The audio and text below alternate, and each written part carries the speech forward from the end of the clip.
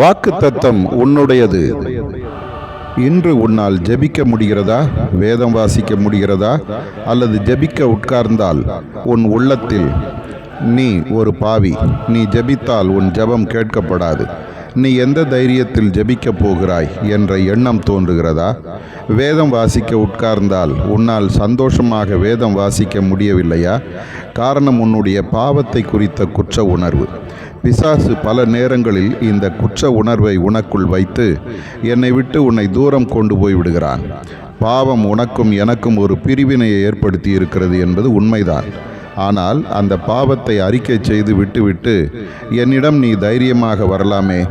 இளைய குமாரன் தன் தகப்பனிடம் தனக்கு சேர வேண்டிய ஆஸ்தியை கேட்டு வாங்கி கொண்டு தூர தேசத்துக்கு போய் தன் மனம் போல வாழ்ந்து எல்லாவற்றையும் இழந்து சாப்பிட வழி இல்லாமல் பட்டினி கிடக்கும்போது தன் வீட்டை நினைத்து தன் தகப்பனிடத்தில் போக எழுந்து வந்தான். அந்த தகப்பன் அவனை திட்டவில்லை, அவன் செய்த தவறை சொல்லி காட்டவில்லை, பதிலாக மன்னித்து ஏற்றுக்கொண்டார்.